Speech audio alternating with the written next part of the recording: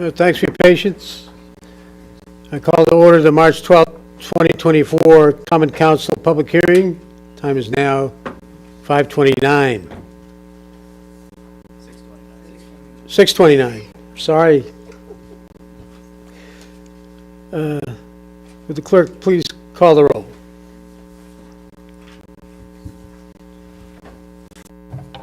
Good evening, sir. Alderman Simpson. Present. Scott. McAdams. McNamara. Here. Melanowski. Russell. Hargreaves. Barbosa. Savitra. Connors. Gibson. Here. Pavon. Sanchez. Santiago. Smedley.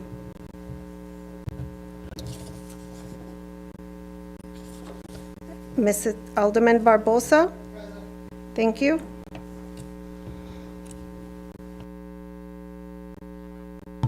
All right, we declare a quorum. Thank you, Madam Clerk. The reading of the legal notice. I'll entertain a motion to waive the reading of this notice. Second. Motion made and seconded by Alderwoman Saavedra and Alderman Santiago. All those in favor? Aye.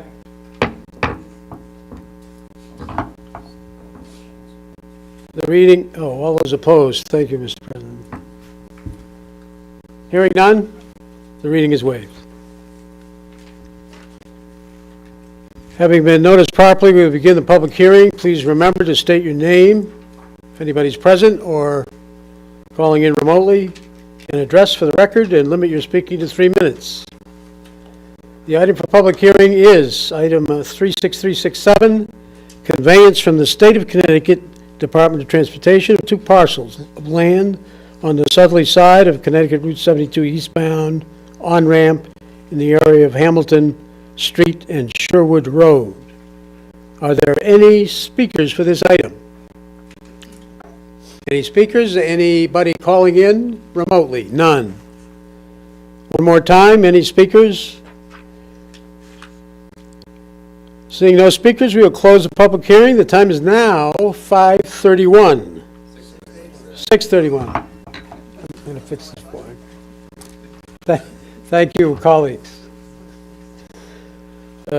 This item will be discussed during the meeting of the Committee on Planning, Zoning, and Housing, which will begin shortly.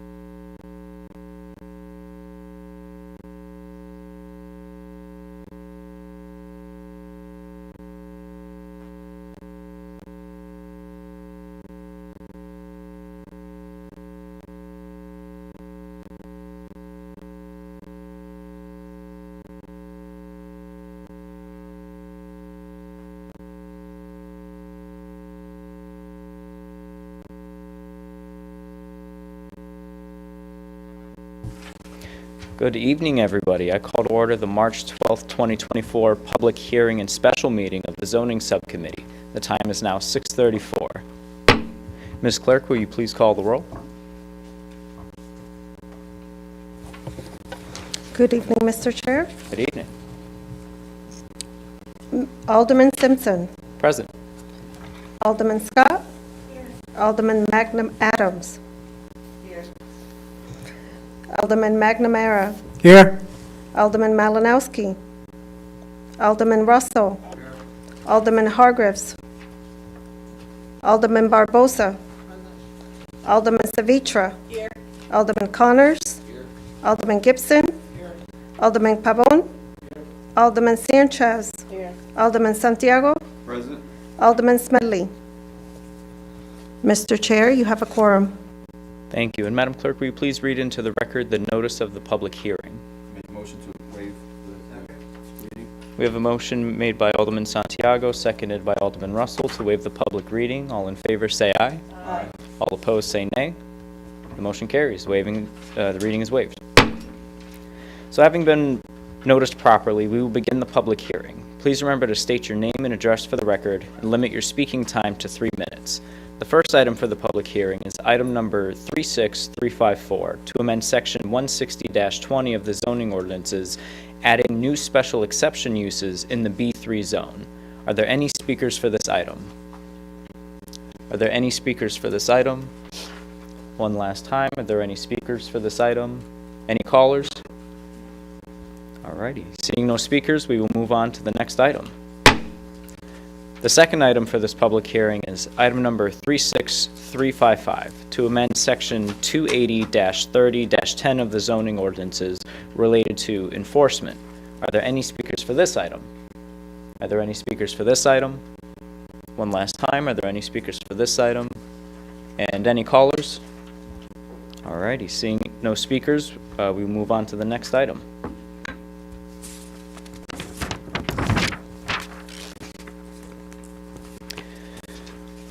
The third item for this public hearing is item number 36356 to amend section 60-10 of the zoning ordinances relating to the group child care homes. Are there any speakers for this item? Are there any speakers for this item?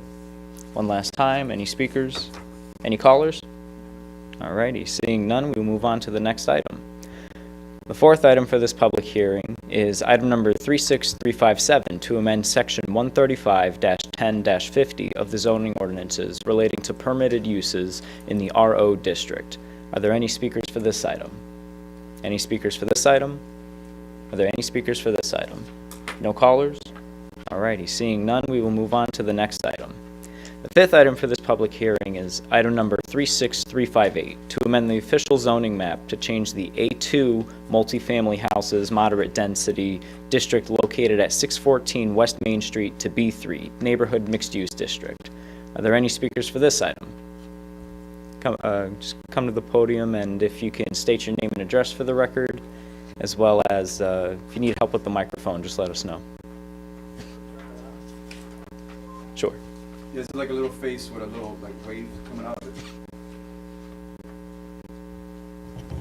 Thank you very much. Yes, good evening, everybody. My name is Bill Coscarelli. I'm the president of Walter D. Sullivan Company, located at 614 West Main Street. And the reason I'm asking for the zoning change, currently our shop is there, and our office. It's right opposite Great Taste, in case anybody needs a quick reference point. Most people seem to know where Great Taste is, and not really that many know where we are, but whatever. The reason we're asking is because we'd like to put a separate building on our property. Now, we're involved in the mechanical contracting business, which is plumbing, heating, ventilating, air conditioning. We do medical gases, laboratory systems, and so forth and so on. Company's been in New Britain since 1926, so that would make us about 98 years old. I believe we've been at that location since 1959. I bought the company in 1999, so I've owned it for 25 years, and we need more space. We currently do a lot of fabrication work at our facility right now, but unfortunately, because of the way the industry is, we have to do more, and we need more space for a warehouse and for a fabrication facility for the products that we manufacture and send out to our job sites. That is and in discussing this with Tim Stewart, who I've known for quite a while, he said, you're going to need a zoning change. And I said, okay, what do I got to do to that? He says, well, the zoning people have to hear what you have to say and make a determination whether you can go forward. So that's really the reason I'm here, folks. We want to put anywhere from a 7,000 to maybe a 10,000 square foot facility that will help us to advance our business. And in order to go forward and to get proposals, we have somebody on board to look at the cost for doing this. I really can't go forward with this unless I know whether in fact I can actually build this thing on the property. And as you can see, it's not zoned right now for the type of use that we would like to have. Thus, in order for us to go forward this, I'd like you to look positively on our request to change the zone, and then at that point I can go and start really drilling down to get pricing to put a building up to assist us. Anybody have any questions? During a public hearing, we're only supposed to hear folks. During public participation in common council meetings, that's when we Forgive me, respond. first time and hopefully the last time I ever do this. All is forgiven. Thank you Thank so you. much. Thank you very much, appreciate your consideration. Should I just leave now? No, we might have some questions. Okay. All right. So are there any other speakers for this item? Are there any other speakers? One last time, any speakers? Any callers? No? All righty. Seeing no speakers, we will close the public hearing and move on to the special meeting. The time is now 6:41 p.m.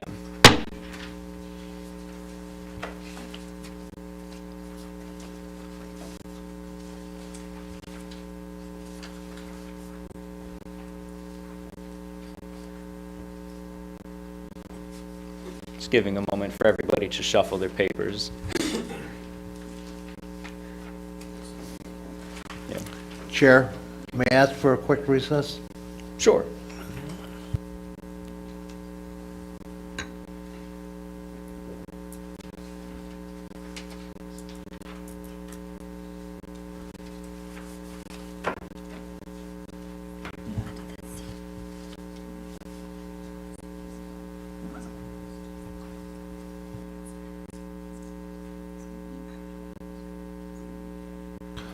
Mr. Chair, you could just declare that we stand at ease.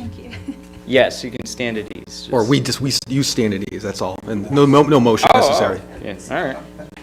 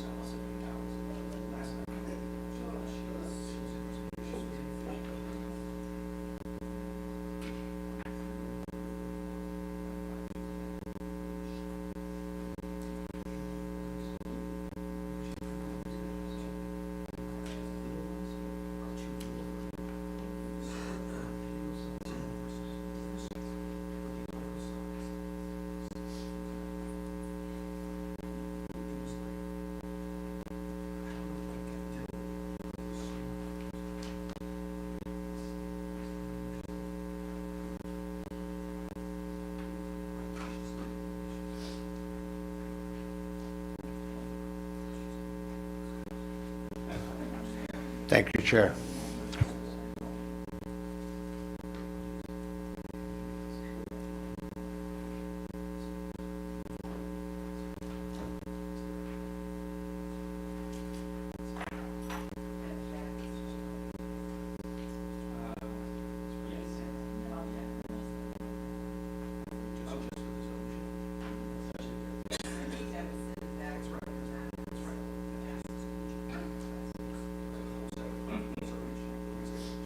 You have a brief, painless presentation as well. Yes.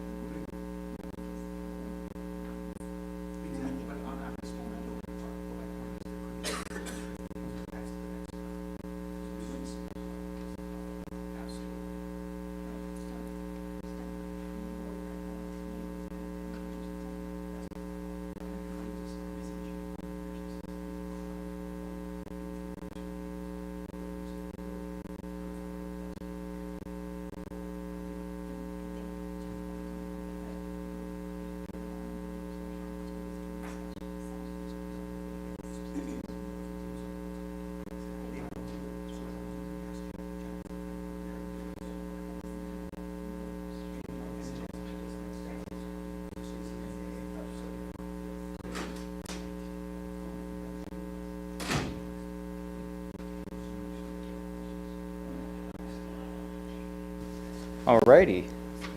I believe we are back from recess, and the time is now 6:45. The first item on our agenda is item number 36354, to amend sections 160-20 of the zoning ordinances, adding new special exception uses to the B3 zone. May I have a motion? Alderman Santiago. Mr. Chair, I make a motion to accept and refer to the full council, item number 36354, with a neutral recommendation. Alrighty, we have a motion made by Alderman Santiago, seconded by Alderwoman Saavedra, to report back to the council with a favorable, neutral Thank you. recommendation. All in favor, say aye. Aye. Wait, conversation. Any discussion, Discussion, questions? discussion, My apologies. Strike that from the record, please. Strike that. It does, I know. Yes. Yeah, I have a question. Easy mistake to make, trust me. Yeah. All right, so I'm going to go one and then the other. I got Alderman Santiago, Alderwoman Saavedra, Alderwoman Barbosa. To honestly tell you, I have no understanding what any of this is. Well, So if I can- Jack Benjamin? I think that's coming.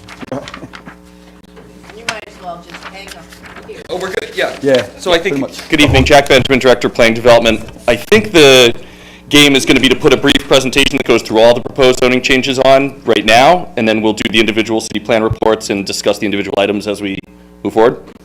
Sure, give Okay. it to us.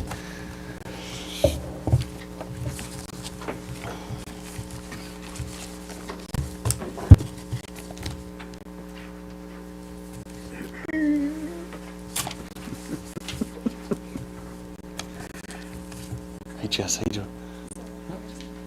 Perfect. No remote today, that's okay. No worries.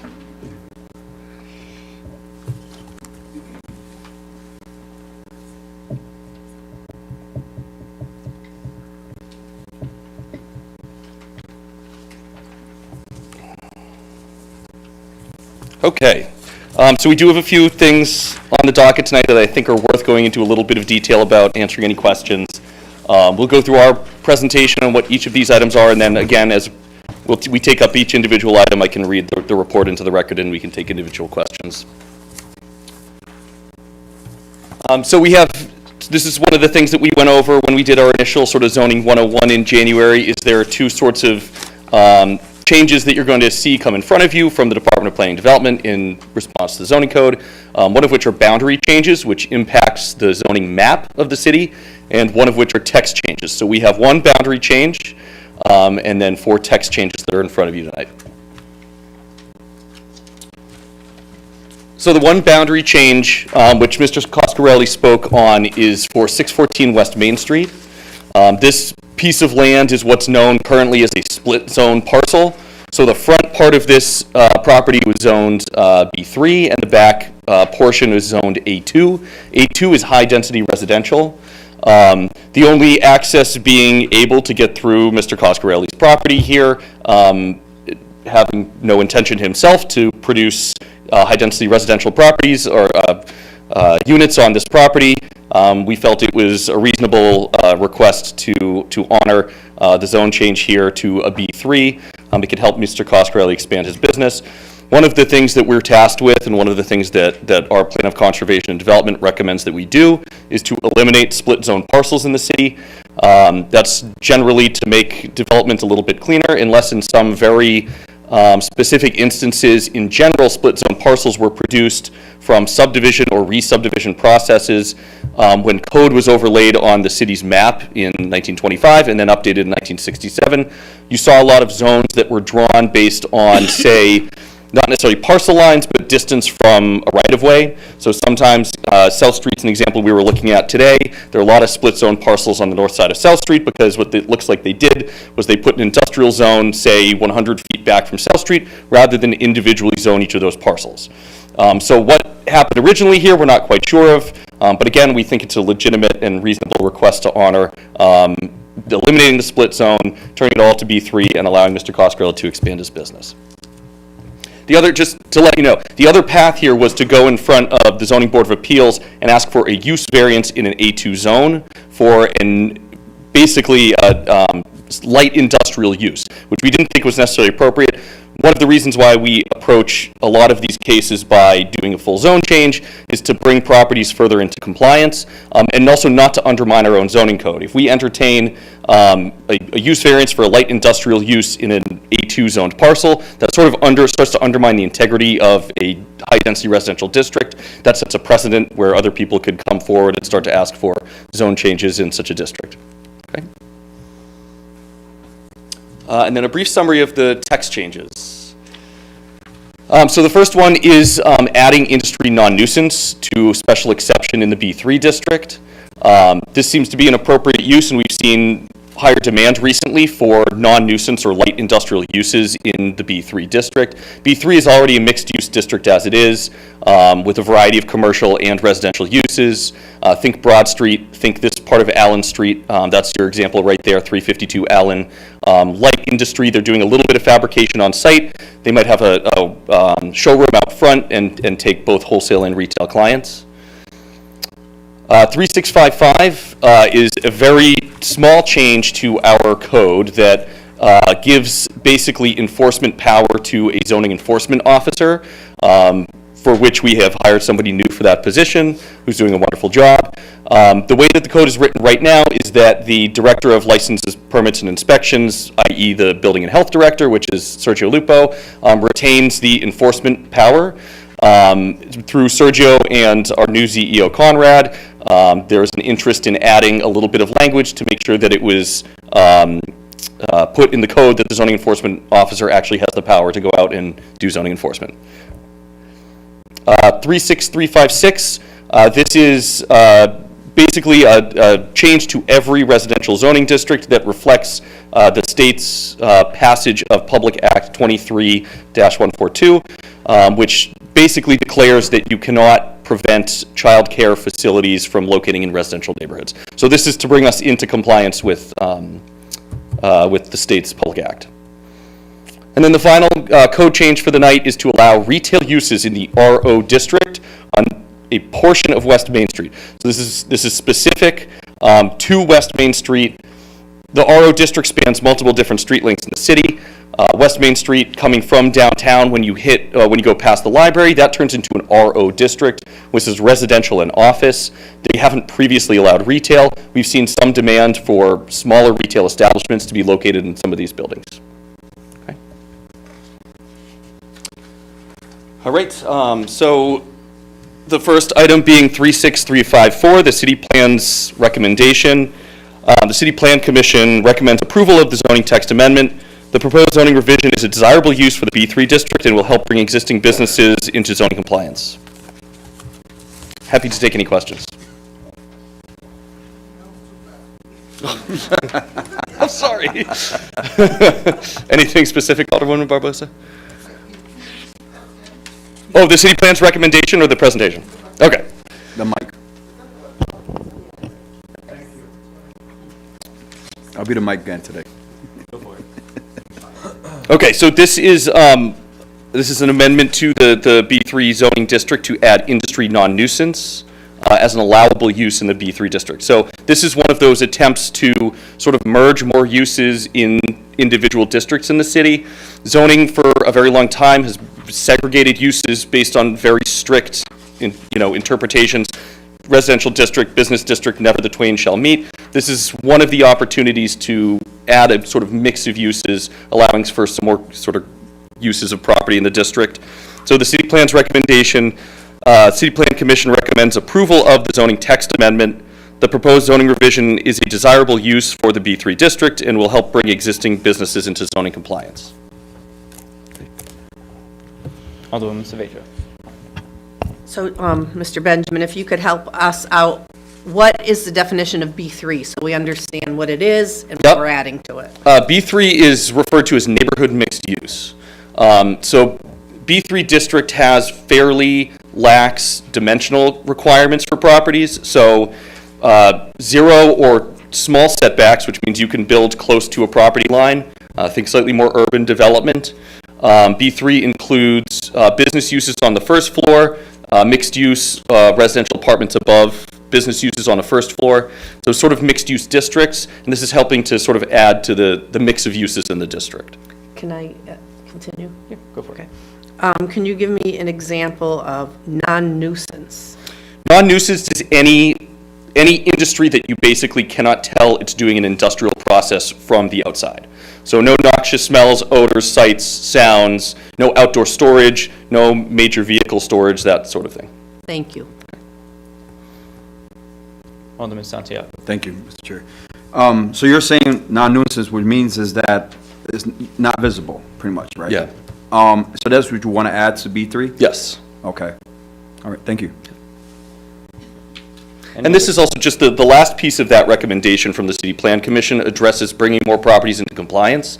B3 has long sort of hosted a mix of uses that otherwise wouldn't be allowed. So there are some legacy properties that have been there before B3 was ever overlaid on the city, and they're small shops and things that otherwise you wouldn't notice were doing an industrial process from the outside. This is helping to bring more of those into compliance.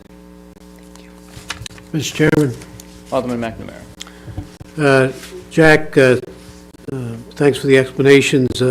Just for the Sullivan Company, this is an exception on their property to expand their business, but preserving the integrity of the A2 around it. That's the goal, yeah. And that's, so a lot of what you'll see come in front of you with the zoning code and map changes from my department is an attempt to avoid generally granting use variances. In general, use variances are hard to uphold when a city grants them from a legal perspective, and then secondly, it's not a precedent we necessarily want to set. There being exceptions to everything. Sure. Any other questions? Can you give an example of a B3 right now? Of a business on a B3 zone right now? Microphone, sorry. Broad Street is sort of our crown jewel B3 district. So it's a big mix of uses. When you think of B3 in terms of density and intensity of uses, it's one step below the central business district or CBD.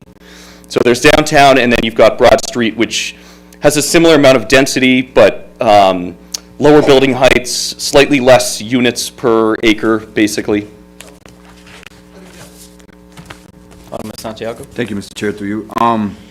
Now, what does that do with the tax bracket? Because again, now if you're changing over to businesses, for instance, like you said, there's residential on top, business on the bottom, and so if now the individuals want to do business on top, because that's what you're pretty much what you're saying is, that won't be visible, because again, it's not going to have like, a storefront kind of thing, it'll just be the apartment side, and then make it into business. What would that do to like, because again, I know the taxes bracket will be different.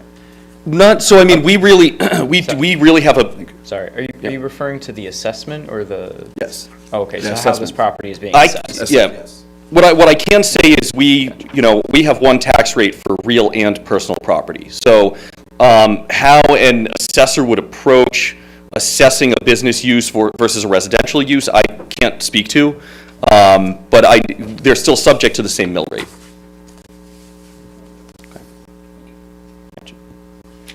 Any other questions? Alrighty, well, we have a motion on the table to refer this back to the Common Council with a neutral recommendation. All in favor, please say aye. Aye. Aye. All opposed, say nay. Motion carries. Okay, The second item on our agenda is item number 36355, to amend section 280-30-10 of the zoning ordinances relating to enforcement. May I have a motion? Move with the neutral recommendation. All right, we have a motion made by Alderman, do you prefer Alderwoman Cervedra or Beloin Cervedra? Beloin Cervedra, please. Got you. So Thank we have you. a motion made by Alderwoman Beloin Cervedra, seconded by, I believe, Alderman Santiago, to refer back to this with a neutral recommendation. Is there any discussion? Mr. Chair? Alderwoman Beloin Cervedra. Mr. Benjamin, could you, duly authorized agents is put in quotes. Is that actually the way the text is reading, that's the change, or are we defining who the duly authorized agents are? That is the text. So it will say, see, Jeff, do you have that right in front? We have, I think it says Director of License, Permits and Inspections, and duly authorized agents. Not in quotes, though. in No, your that's text. just quotes to highlight what the text change is. Thank you for the clarification. It's like, Yeah.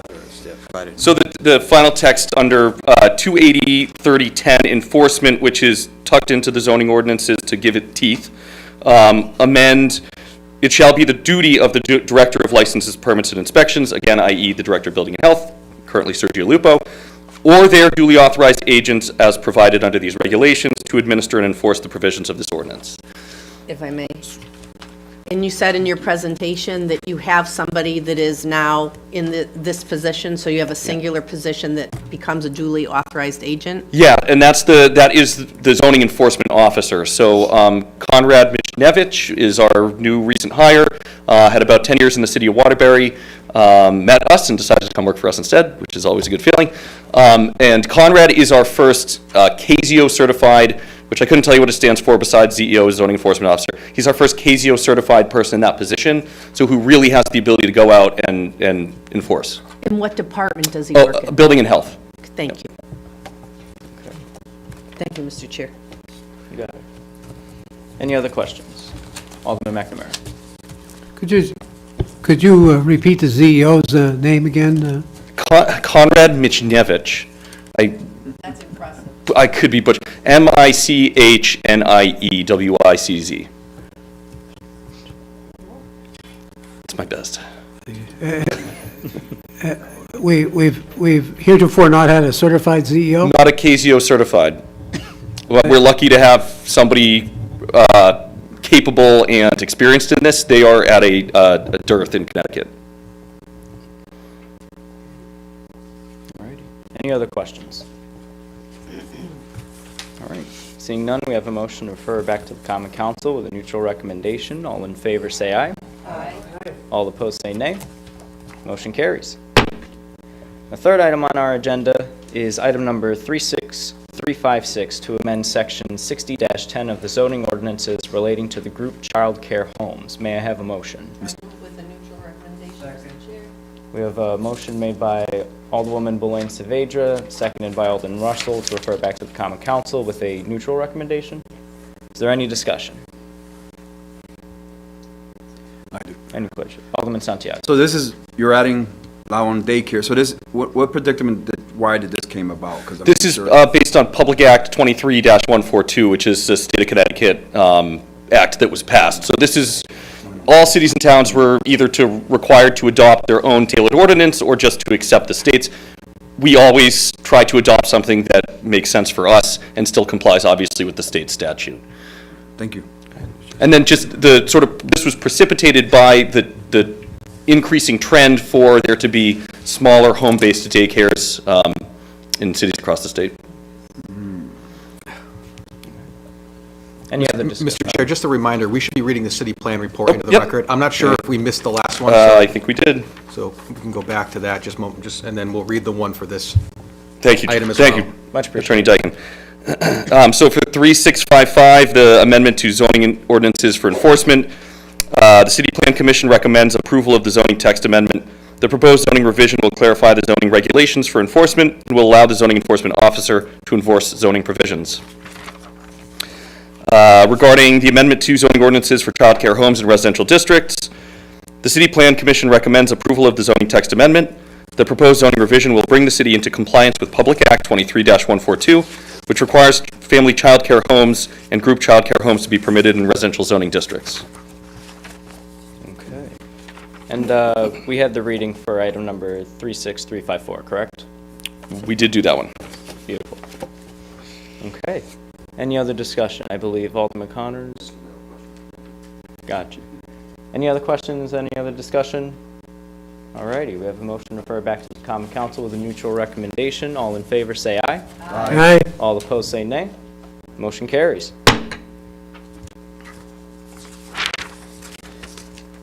Alrighty. And at this time, I'd like to ask you to read into the recommendation, oh, my apologies, my papers are off here. Third item, fourth item, there we go. So the fourth item on our agenda is item number 36357 to amend section 135-10-50 of the zoning ordinances relating to permitted uses in the RO district. May I have a motion? I move with a neutral recommendation, Mr. Chair. I have a motion made by Alderwoman Beloin-Saavedra, seconded by Alderman Gibson, to refer back to the Common Council with a neutral recommendation.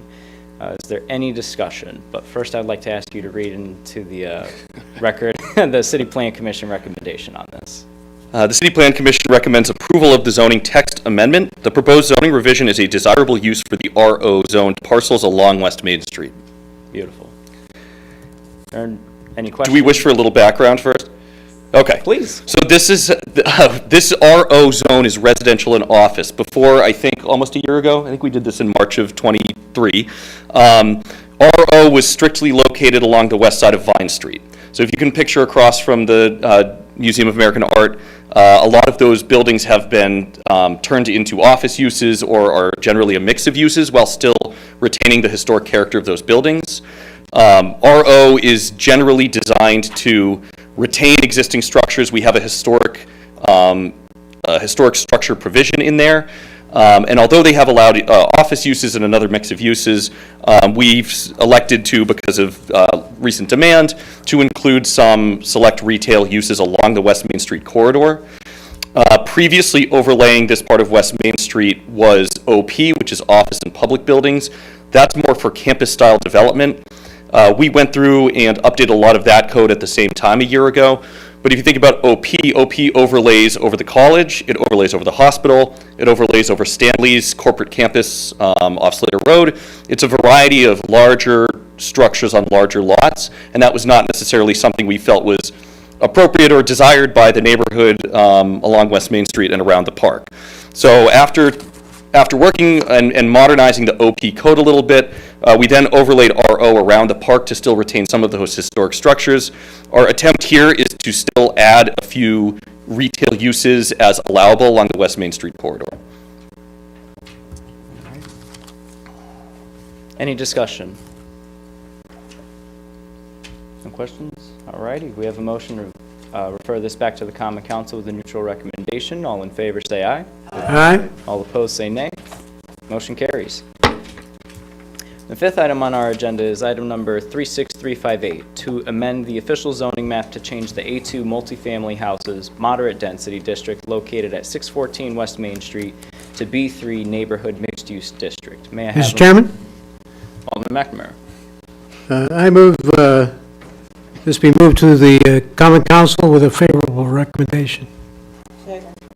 All righty, there's a motion to refer back to the Common Council made by Alderman McNamara, seconded by Alderwoman Sanchez, to make a favorable recommendation back to the Common Council.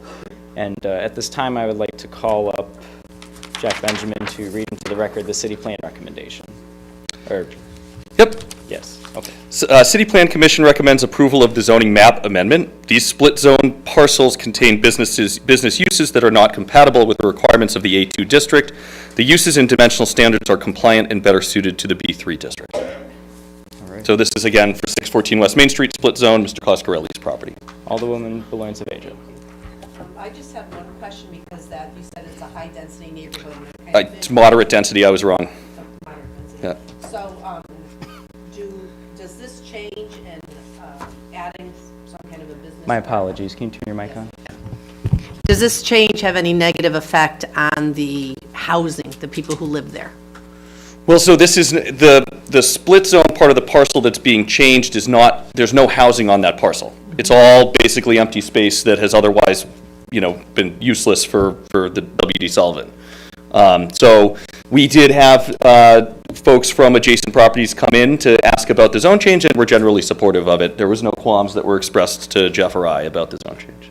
So, if I may, so no noise concerns or big trucks coming in and out of their street was not an issue? They have their own driveway, so they won't be impacting any of the surrounding residential properties. Alderman Santiago. My concern was the exact same thing Balon Cervecho had asked. But at the moment, the residents don't know what's going on there yet. This is just a zone change.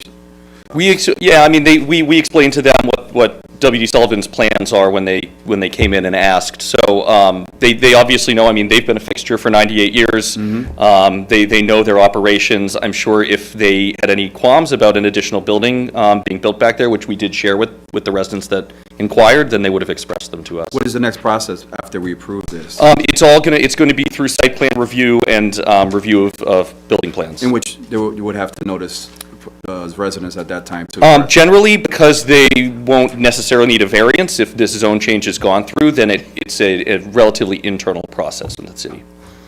As long as W. Sullivan's plans are conforming to standards and okayed by building department and other city departments, then they're good to build. All right, thank you. All right. Alderwoman Barbosa. Bigger building, Microphone, sorry. I'm going to be a stickler about microphones. bigger building, more space, would that increase traffic in that area? If we may, can we ask the owner of the property? Bill, do you mind just answering that question? Preferably on the mic. Come on, if you don't mind. Thank you so much. Not to put you on the spot, but I don't want to speak for you. In response to your question, I anticipate that it'll be pretty much the same as we have right now. Our company itself has various deliveries from tractor trailers, 18-wheelers, and so forth that utilize the driveway that we have right now. In terms of like an increase in vehicles or stuff like that, I don't think it'll be really any busier than it is right now. It just helps us to be able to have a place to put stuff and to make stuff, which we're running out of room at our current facility. Is that responsive to your question? Thank you. You're welcome. Thank you. Alderman Russell. Microphone, sorry. You mentioned vehicles. You have vehicles now of your own as well, correct? Yes, sir. Will there be room for parking as well?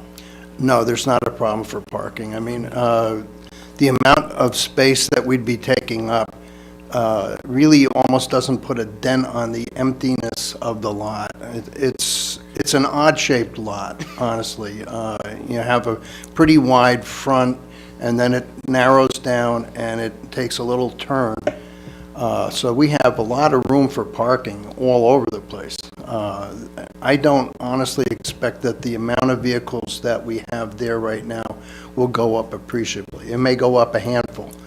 We do intend to start hiring more people, but I mean, we have plenty of room to put cars and trucks. Thank you. Thank you, Chair. Thank you, sir. Alderman Pabon. So, gentlemen, now, on a 10,000 square foot building, you got enough land to put that building on without knocking anything down? I could put probably 3 of them on there if I really wanted to. That's how much land there is. I only need, here again, in order for me to go forward with this, sir, I have to have a zoning change, and at that point in time, then prepare drawings that we could submit for approval. And in order for me to know what it's going to cost in order to do this, this comes first. That's the first step in the process. But if you ever driving by Great Taste and you take a look to your left, if you're coming up the street, look all the way back to the railroad tracks, because that's how far back our property goes. Yeah, I know where the building is. Yeah, I know you got a lot of space in the front. I didn't know did it go back all the way to the railroad tracks? It goes all the way back to the Yeah. railroad tracks. Oh, that's nice. All right, thanks. Thank you. Good luck, you man. Thank you. Any other discussion? I can attest, I was in their space, I think fall of '22 at this point, and there's, I mean, a lot of, they just don't even have room to move around. They've got the main shop and offices, and then a garage with a fairly large break, and then you've got this sort of a smaller building in the back that they're just using for storage, and they're totally running out of space, so, yeah. Okay. Any other discussion? Alderman Santiago. To you, Mr. Chair. Ben Jackman. My question is, how is that process of requiring for a variance? Like, is it through city building or is it through? Well, the zone change would avoid the need for a variance, which, again, we're really not intent on granting use variances in residential districts. So by getting the zone change, that allows his use by right. His plans still have to be approved. Okay. No, I'm sorry, that's what I meant, zone change. Does he himself comes in and asks for this change, and then application is done, or is it just? So the city is the applicant on this one, because one of the things that we're trying to do is eliminate split zone parcels in general. So if we had this was a perfectly reasonable request that we fielded and applied for on his behalf. Okay, thank you. Because I was figuring there was an application fee or something for this. Yeah, and there are plenty of, this we saw as sort of a cleanup thing, right? We're going through the city and sort of addressing a lot of the split zone and spot zone parcels, which spot zones have other implications. But with the split zone stuff, you know, we only put one in front of you. We might have a laundry list for you next month. And we will work with the owners of those properties to ensure it's something that they're okay with and want to see happen. But we really are tasked with trying to clean up split zones, and this was one of them that came up. Well, my concern is, again, because some of it, like you said, split zone because it's residential behind him, and then you have the business in front because it's different sides of the streets, correct?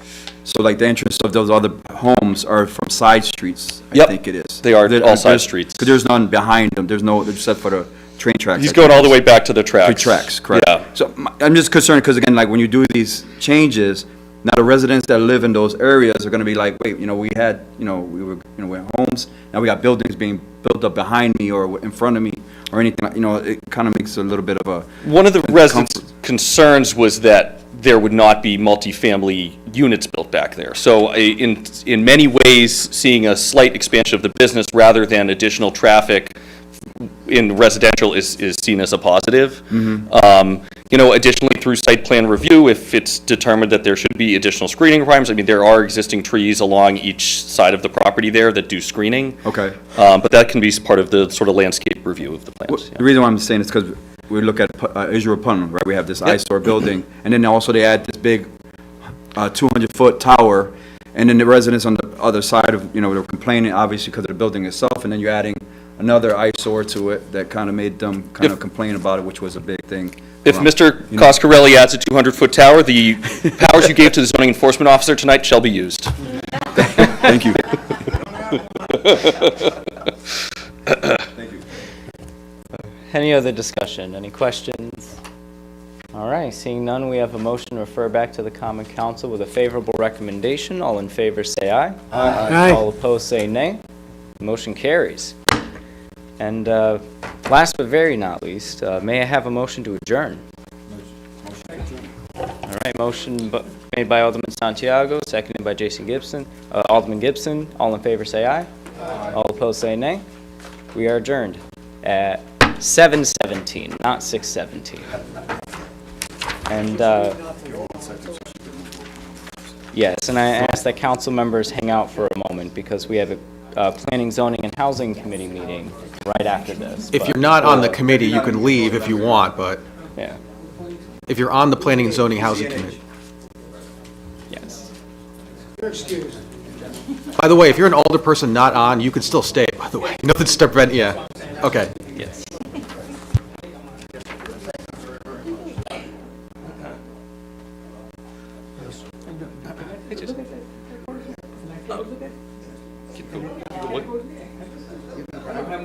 Go to lunch at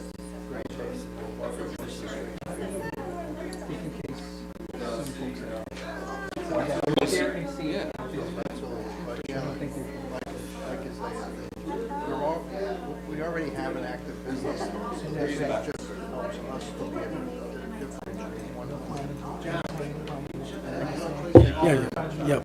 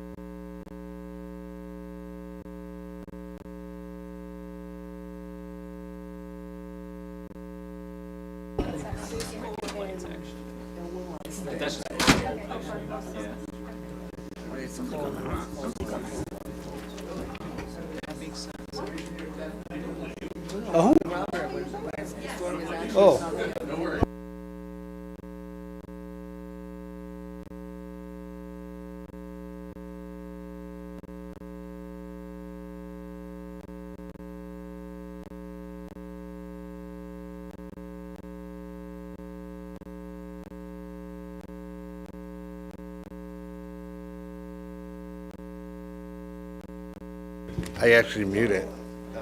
Oh, so you're not hearing yourself? I don't have.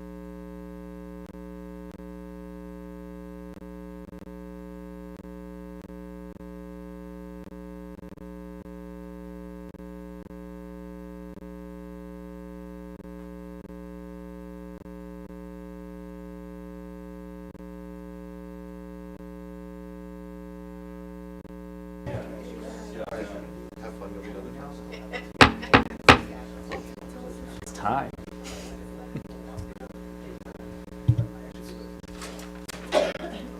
Alrighty, I appreciate everybody's patience. I call to order today the March 12th, 2024 regular meeting of the Committee on Planning, Zoning, and Housing. The time is now 7:25 p.m. Madam Clerk, will you please call the roll? Yes, good evening again. Alderman Simpson. Present. Alderman Scott. Alderman McAdams. Alderman McNamara. Here? Alderman Malinowski. Alderman Russell. Alderman Hargreaves. Mr. Chair, also seated this evening, you have Alderman Beloin Savitra, Alderman Sanchez, Alderman Santiago, and Alderman Barbosa. Thank you. You have a very much. quorum. Thank you. And the first item on our agenda is item number 36309-1, information regarding $2.2 million of Home ARP federal grant monies intended to help the homeless within the city. May I have a motion?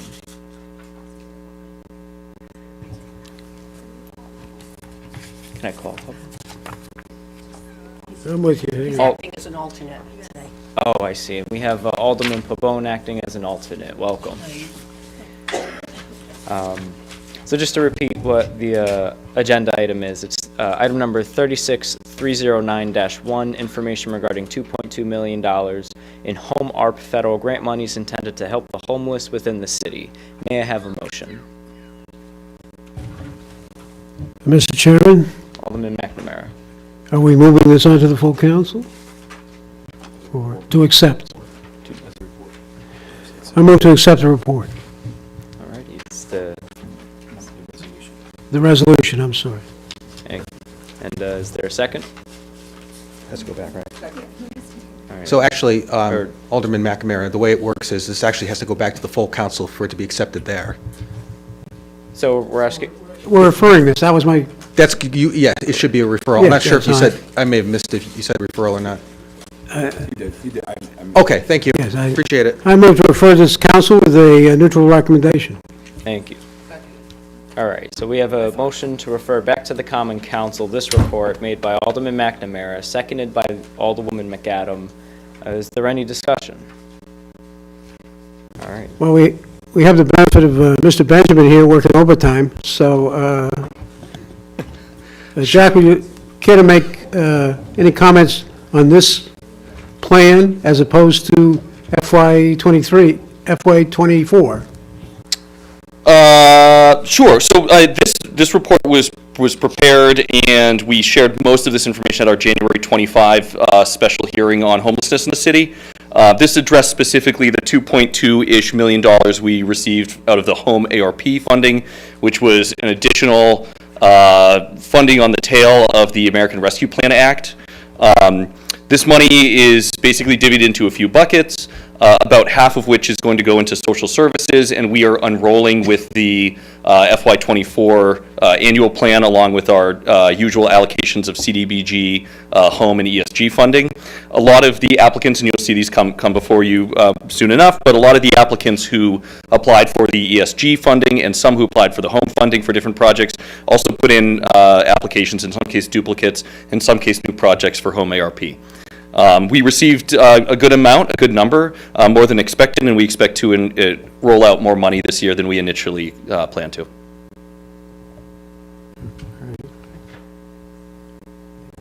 All right. Any other discussion? Alderwoman Beloin-Saveja. I'm not a member, but if I remember from the homeless meeting that we had, out of that 2.2 million, what was the original pot of money that was going to be released this year? We were originally, so we had basically 888 and change into social services, so a little bit less than 50%, and then we were going to roll that out over a multi-year basis. We were going to do a 111.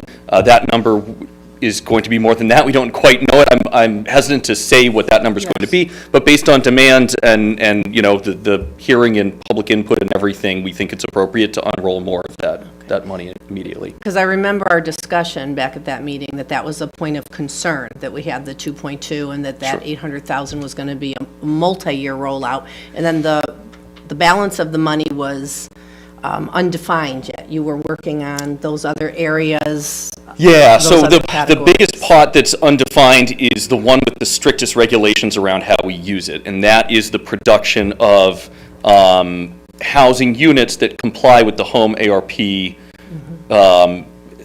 definition of housing units under the program. So it's specific as to who the resident can be. They have to prove, more than just a home unit that's an LMI qualification. They have to prove at-risk or currently homeless. There are a little bit more considerations there, and we have to work with either a Choto Community Housing Development Organization or another developer who agrees to produce new units. And at this point, we're trying to solicit interest in that, and we're trying to build out our own regs around that. And if I may, Mr. Chairman, if I again recall the conversation, that money couldn't be used for emergency shelter. No, because they specifically do not want to see it going to non-congregate shelter housing. They want it in non-congregate shelter. They do not. I'm sorry, they want it in non-congregate, they do not want it in congregate shelters. Excuse me And if I misspoke. I think we discussed that non-congregate just means everyone, there's no you're not sharing a bedroom, right? Non-congregate is not sharing a bedroom. Shared bathrooms is considered still non-congregate.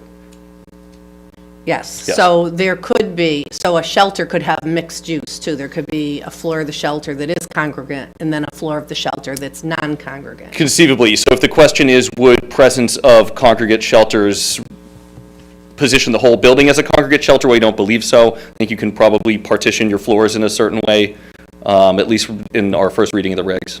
Okay. So I'm going to say tonight what I said at that meeting, and which is why I think that people asked about this to begin with, that because there's a perception of a housing, perception's not the right word, but there's a housing issue, and we have homeless people, and the unhoused, we get worried, especially in when we get snowstorms and all of that kind of stuff. And there was a sense of urgency on how to get people off the streets and into housing. So the quicker that we can develop a definition so that money can be utilized, so that the system works the way it's supposed to work, so that people who are in the emergency shelter actually leave the shelter and go on to the next level of housing, and then that opens up those beds for people who could use emergency housing. I can tell you that the applications we received this year reflect that need, certainly. Okay, very good, thank you. Alderman Pabon. Now, would any of this money help people that are about to get homeless? If there, so there is a burden of proof there, a risk of homelessness that would qualify. I mean, there's some more layers to it, but it would qualify you under the home ARP. So where would they apply? I'm sorry? Where would they apply for this money? Well, so the sticking point right now is finding a way to work with, part of the money, a little or about 50% of the money is going into production of new units that a housing insecure or somebody on the verge of homelessness could qualify for. It's finding the right CHODOs, community housing development organizations, to partner with to produce those units in the right places, in the right buildings, and that takes a little bit longer to roll out, other than the social services, which can be supplemental or program-related funding that we can work directly with our nonprofit service providers. So it looks like those $2 million is gonna go real quickly, because if you're building new houses, that's gonna take a good chunk. Well, I think we can only use, and I don't have the exact figure, I think we can only use up to 50% for production of new units. That is what I can say is the regulations that came along with that are pretty onerous. So finding, the right CHODO to partner with to produce those units, or finding a developer who's willing to house those units in an ongoing project is something that's going to take a little bit of time because of the way that the feds wrote the regulations. Is that the money that's gonna be going for Aquinas too, for the building those houses? Home ARP would not suit Aquinas. We did look into that. We are using straight ARPA money, and then we are using home funding, and then the initial project, the demolition, remediation, and site work, the mayor's office used their blight line. Okay, thank you, sir. Okay. But so for the record, the 11 homes at Aquinas all will be income restricted. Okay. Any other discussion? Okay. Alrighty, seeing no further discussion, the motion will refer back to the Common Council with a neutral recommendation. All in favor say aye. Aye. All opposed say nay. All right, the motion carries. The second item on our agenda is item number 36367, conveyance from the State of Connecticut, Department of Transportation, of 2 parcels of land on the southerly side of Connecticut Route 72 eastbound on-ramp in the area of Hamilton Street and Sherwood Road. May I have a motion? Mr. Chairman, Alderman McNamara. I move to refer the Common Council with a neutral recommendation. Alrighty, so we have a motion to refer this item back to the Common Council with a neutral recommendation made by Alderman McNamara, seconded by Alderman Pabon. Is there any discussion? Alderwoman Boulogne Saavedra, and thank you for the microphone. I remember eventually. Jack, could you just talk about the importance of why we want these parcels back? Sure. May I first read the City Plan Commission recommendation? We've been doing that order. Okay. Sure, go ahead. Okay. The City Plan Commission recommendation is that the POC, the Plan of Conservation and Development, highlights several goals and objectives that are supportive of the Beeline Trail and multi-use trails in general. The City Plan Commission recommends a favorable report on the proposed property acquisition. So this is a fun one. This is a 50-year-old conveyance oversight by the DOT. So when they were running 72 through everybody's yards and neighborhoods and everything else that happened in the 1970s, they were surplus parcels that were occasionally produced. And these are 2 of them. So when the DOT was reviewing our plans for the Beeline Trail, much of which is going to be part of the 72 right-of-way, their rights-of-way department found that there were these 2 little pork chop parcels that were basically surplus from the Route 72 project that were meant to be conveyed to the city about 50 years ago and were not. So this is us formally accepting those parcels, which the Beeline Trail will run through. There's no other use for them. Thank you. Okay. Alderman McNamara. So this could become taxable property again. They'll still be city-owned, and they'll be part of the Beeline Trail. Oh. So we're not going to, we will not be taxing ourselves on the Beeline Trail, I don't think. Any further discussion? All right. Seeing none, we have a motion to refer back to the Common Council with a neutral recommendation. All in favor say aye. Aye. All opposed say nay. Motion carries. Last but not least, may I have a motion to adjourn? I make a motion to adjourn. Made by Alderman Russell, seconded by Alderwoman McAdam. All in favor say aye. All opposed say nay. I can't imagine any. We're adjourned.